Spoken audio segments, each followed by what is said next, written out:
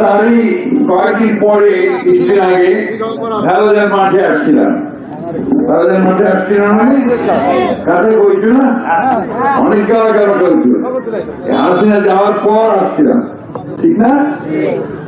আপনাদের সঙ্গে আমার পরিচয় দীর্ঘদিনের। এই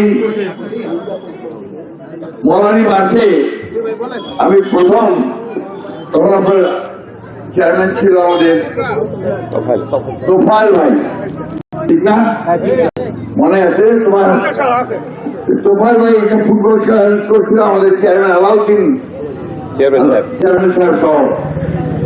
ওই ফুটবল খেলায় প্রথম আমি আপনাদের এখানে আসছিলাম। তখন আমি পৌরসভা পৌরসভার চেয়ারম্যান ছিলাম। ওইখানে প্রথম আমি আপনাদেরকে বলি যে আমি এমপি ইলেকশন করতে চাই। আপনারা সবাই আমাকে সেই সমর্থন দিয়েছেন, তাই না? তাহলে এই ঠাকুরগাঁ এক আসনে প্রথম যে রাজনৈতিক রাস্তা আমি শুরু করছিলাম সেটা আপনাদের এখানে মৌলানিতে, ঠিক না? আপনাদের সঙ্গে সম্পর্কটা আমার দীর্ঘকালের, বহুদিনের। আমার ওই যে কোনে মা বোনেরা সব দাঁড়ায় আছে। এই মিটিংটা মজবুত লাগেনি ভাই, কোহিনু নেতাদেরকে বললাম আমি যে রাস্তা ধারায় দাঁড়াই গিয়ে কাটা কই বাজায়, একটু বসে এনে দু চারটা মনের কথা বলা যায়, তাই না? যাই হোক, পরের বার আবার যদি আসি তখন ভালো করবো। আমরা আজকে আসছি সিলসিলা করা, যার মাত্র 15 দিন পর ভোট হবে। ভোট আপনাদের মনে আছে? এর আগে আমরা এমপি ইলেকশন করছি 15 বছর আগে, মাঝখানে আমরা ভোট দিতে পারি নাই, তাই না? সব ভোট নিয়ে গেছে ওরা, কারা? হাসিনার লোকেরা, তাই না? অথবা পুলিশ অ্যাডমিনিস্ট্রেশন। এইবার একটা সঠিক ভোট হবে বলে আশা করতেছি আমরা।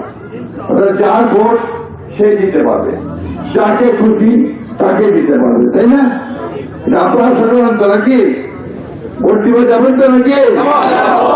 কথা করিব হবে তো ভাই, ভোট দিতে যাবেন তো?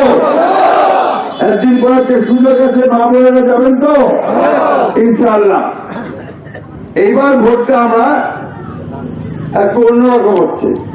অন্যান্য বার এই এলাকায় আমার খালি দৌড়াদৌড়ি, নৌকা ধারেছিস, তাই না? মনে আছে?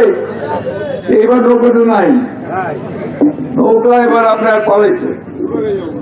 12 বছর চলে গেছে, আসি না? মাঝখান থেকে তার যারা সমর্থক আছে তাদেরকে বিপদে ফেলে গেছে। আমরা সেই বিপদ থেকে তাদের পাশে দাঁড়াইছি। আমরা পরিষ্কার বলছি আমার হিন্দু ভাইদেরকে যে আপনারা কোনো চিন্তা করবেন না, আমরা আছি আপনাদের সঙ্গে। যারা অন্যায় করছে তাদের শুধু শাস্তি হবে, যারা অন্যায় করেনি সাধারণ মানুষ তাদেরকে আমরা আমাদের বুকের মধ্যে রেখে আসবো, মাঝে রাখবো, ঠিক না? এবং আপনারা জানেন যে আমাদের এলাকায় একটা খুব খারাপ মামলা হয়েছিল। মামলাটা কি ছিল? হত্যা মামলা, ফিদানি হত্যা মামলা, ঠিক না? এটা নিয়ে খুব কষ্ট গেছে আমাদের, আপনাদের এলাকার মানুষের খুব কষ্ট গেছে। পুলিশ আছে, খালি রেড করছে, সব পাড়ায় আপনার কাউ কাঁথে তুলেছেন, কাউ কান্দর বাড়ি থেকেছেন, কেউ প্রচন্ড শীতের মধ্যে আপনারা ওই ধান খেতেছিলেন। দিনের পর দিন, রাতের পর রাত বহু ঝামেলা হয়েছে। 15 বছর ধরে ঝামেলা শেষ করে আল্লাহর হুকুমে কোর্টের মধ্যেই আমরা সেই ঝামেলাটা শেষ করতে পারছি।